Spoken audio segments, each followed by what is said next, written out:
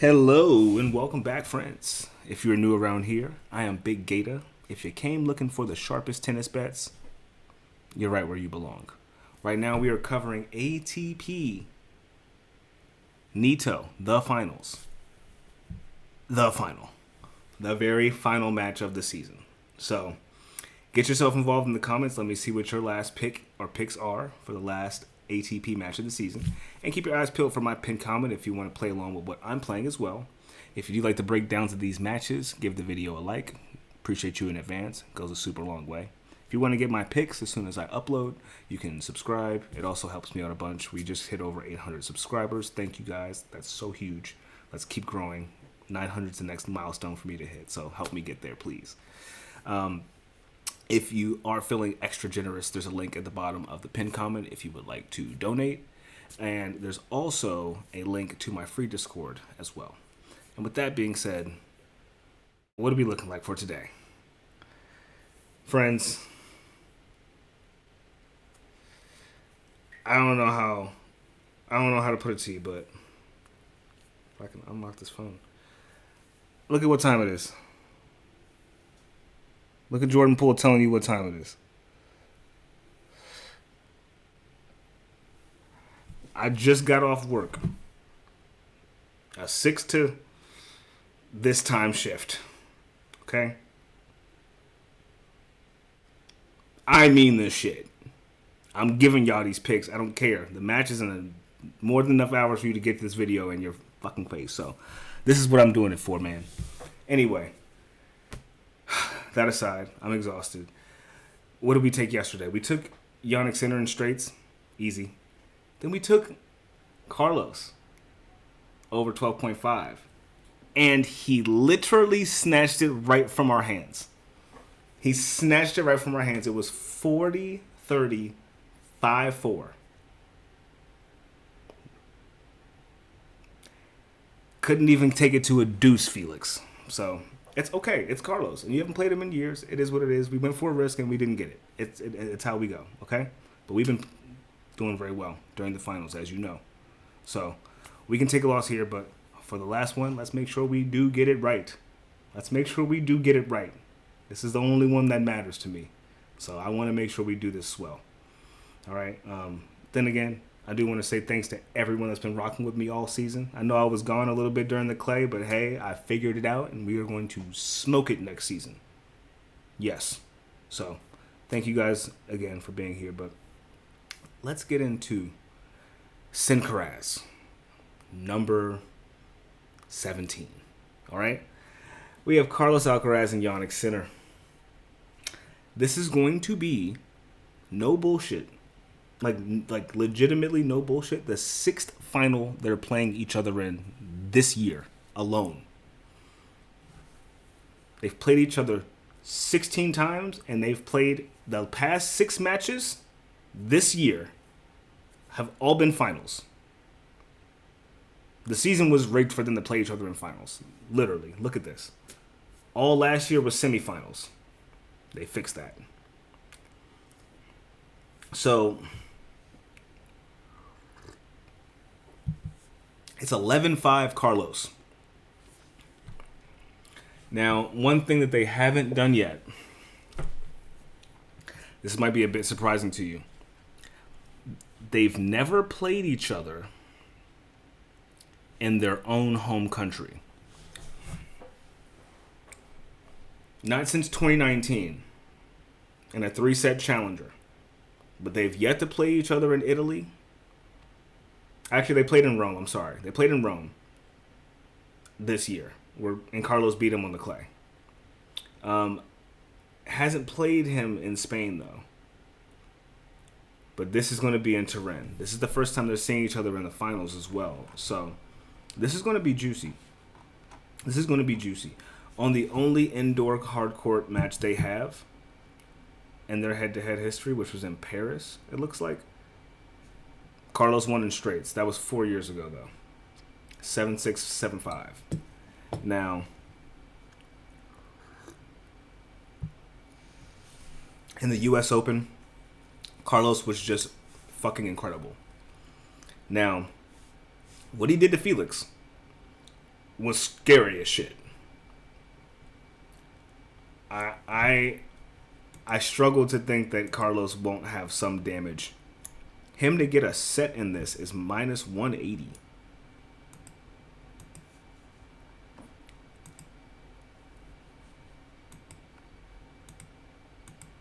Damn. That's crazy. Gotta look at these highlights. Again, I seen them. Trust me, I seen them. I've had nothing but time to look at them today. But you should look at them again before you bet. And look and see who you think is... Because that's how really this goes. I can't be like, hey guys, based on my analysis, this is what's going to go down this time around. It doesn't work like that with these two. You can try all you want. All you can do is just shoot and hope it hits the rim, swirls in the fucking net. That's all you can pray for with these guys. Looking at the current form, both of them are playing fucking well. Sometimes when they play each other, you can be like, this one's playing a bit better. Like Carlos was playing a bit better in the U.S. Open. Carlos was playing better in Cincinnati. He was bageling Yannick. Carlos was playing really well in Wimbledon. And had Grigor not gotten injured, that would have been the final. Grigor versus Alcaraz. Don't forget that. Sinner was about to lose hard to Dimitrov. Okay? Then they had that crazy fifth set in the French Open this year. So, when it comes to the hard courts, most recently, Carlos has won on a hard court 4 times. The past 4 hard court head-to-heads they'd had, Carlos won. And it always went to a 3-setter. There was always multiple sets, except for in Beijing when Yannick won in 2023. And in Indian Wells in 2023. Yeah, dude. Something... Is this going to be... Let me see. How many tie breaks have they seen? They haven't seen a lot of tie breaks. On an indoor court, though, they did. They did. On the one indoor court head-to-head 4 years ago, we did see a tie break. It'd be juicy to see that. But it would be a nail-biter because you'd be... Like, if it don't happen in that first set, you're like, fuck, boy. And then you're, like, watching hard as hell in that second set, and it might go to a third. So you're like, ah. But I think that's probably the best bet to take for this, honestly. Looking at how both of these guys have been playing, they've only seen a tiebreak apiece, it seems like. Maybe 2 for Alcaraz so far, but only Yannick has seen 1, and that was against Ben. He's been able to break people in their seventh game or in their 6th game of service. So he ends up winning that first set 7-5 a lot of the time. Alcaraz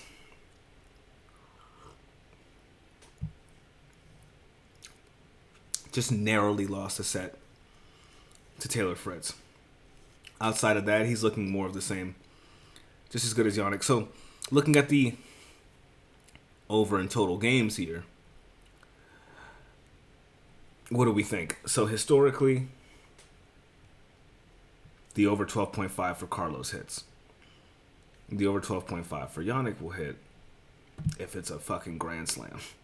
But, okay, in Beijing when they played a 3-setter, they both went over 12.5. Carlos went over 12.5 in Rome. Went over 18.5 or whatever the number would be in the Grand Slams. And obviously in the French Open in that final, that crazy 5-setter. And then in London, in Wimbledon, they both, let me see, that had 40 games. So they both went over 18 some odd games for sure.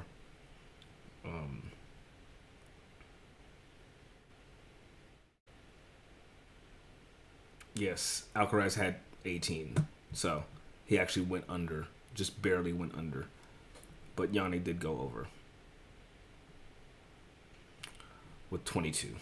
So, looking at their last match in the U.S. Open, they both went over as well, but it was very streaky. They were preserving energy, if anything, it looks like. This is going to be this is everything out. This is what's left in the tank and left on the table for the rest of the year for these guys. So, I would really hope this is a long match, and I would really hope we get a three-setter here. It's plus 110 for that. It's plus 105 for the tiebreak. Because we've seen more multiple, both guys getting a set is what we see more than tie breaks between them. So I'm kind of leaning that way, but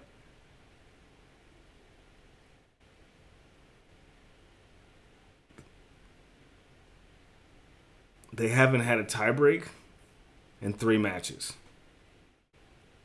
It's been some time since we've seen a tie break between these guys. And they are a bit sporadic with how they come. But getting multiple sets is a little bit better. And I honestly think that Jannik should be winning this because it's the home court advantage. It's going to be huge if he wins this. It'll be a big thing. But it's Carlos Alcaraz he's playing against, so he's going to fight really hard. And that's that. So I really do think that it could go to a 3-setter this time around. Especially given how Alcaraz was kind of whooping him up in Cincinnati and then beating him in the U.S. Open. So the get back is going to be there because don't forget, you win 3 times in a row, you become somebody's daddy. Alcaraz already became his daddy, almost became his daddy twice. He started that last year. But these guys managed to not be able to do that to each other up until then. But now Carlos has 2 wins on Jannik once again. Whenever Jannik gets 2 wins on Alcaraz, he comes back and wins that 3rd one. He does not get daddied by Jannik, but he does daddy Jannik. So just know that. He has daddied him before. He can daddy him again.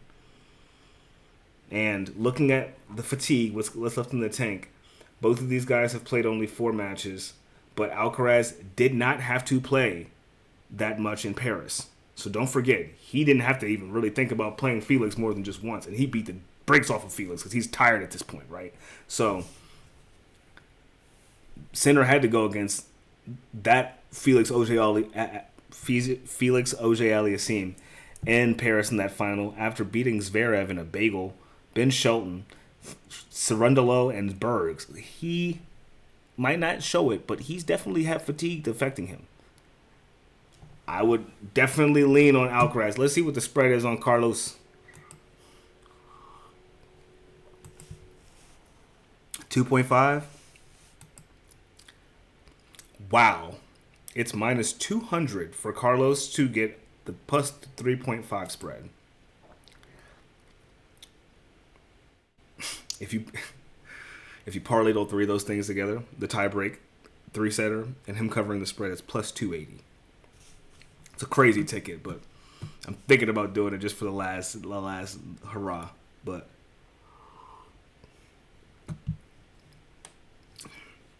who do we think wins the first set?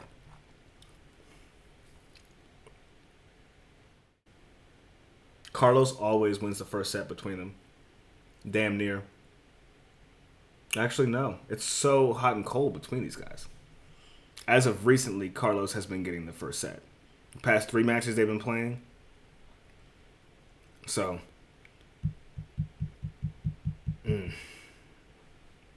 the over in total games could happen as well. What's it at? 25 though? Come on, what are we doing? No, be so fucking for real. And I know it's 4-something in the morning. I'm locked. I said 23.5, okay.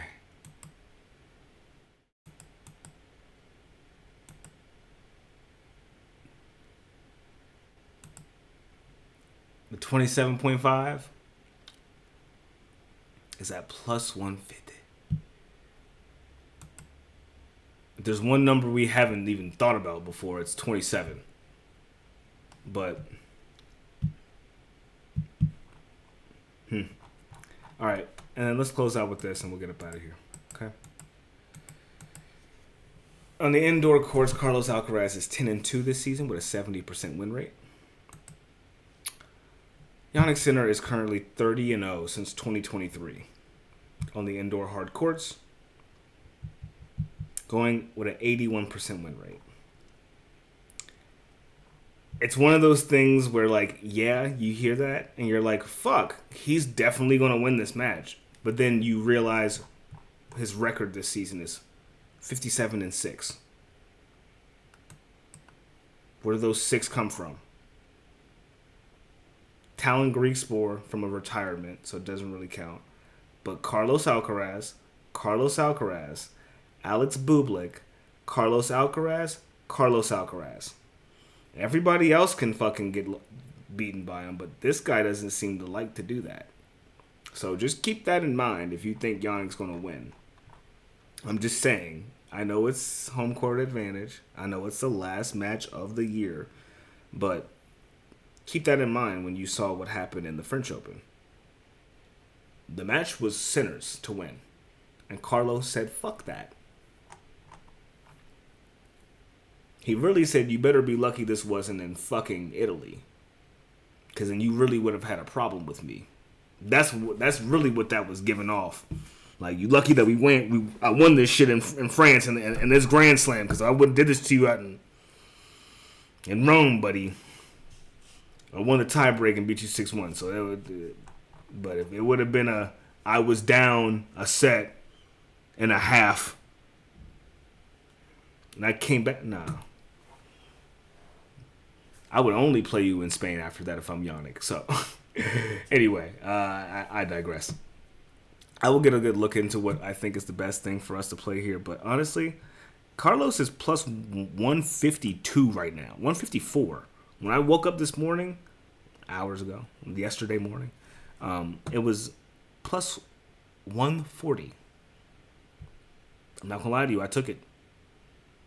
I bet on Alcaraz.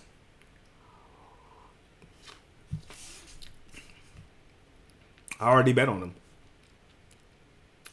So, I just think that he's going to do it. After the way he beat Felix, I was like, oh, nah. Go back and look at the highlights of how he played Felix.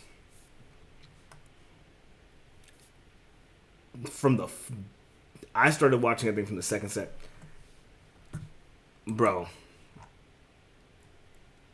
No, I think the match had just came on. Yes. I watched the match at the very beginning. He was about to break Felix in his opening service game. He was on his ass. Like, he was in semifinals mode. And he was like, no, this is the real semifinal.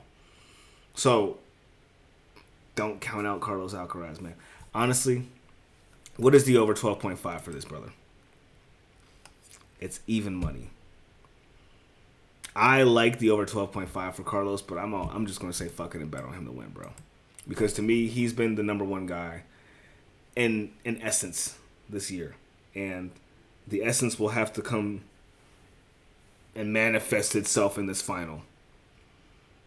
So, that's where my thought process went. Now, that was before I went and did the research and made the video. I was just like waking up and betting on things. But so that's why you won't see it in the pinned comment. I'm just telling y'all that right now. Yeah.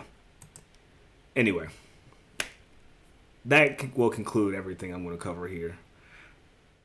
My best advice to you guys, my absolute best advice to you guys, watch the highlights of their last match. Watch highlights of them in finals. Look at them in Turin finals in the past. And then see who looks like they'll be able to just get it done. If you want to just listen to me, do that too.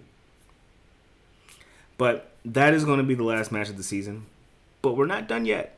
I'm thinking about covering challengers, so make sure you guys actually this is going to require you to involve yourself. Please put in the comments what challenger or what players you want me to cover for the next few weeks and a half of tennis. I can't cover all the challengers, obviously, but there's matches that people will want to see, so just let me know and we'll do that, okay? It's been a fucking blast of a season. I really appreciate everyone that's been here. We keep growing. But I'll see you guys tomorrow, and we'll talk more, okay? Peace.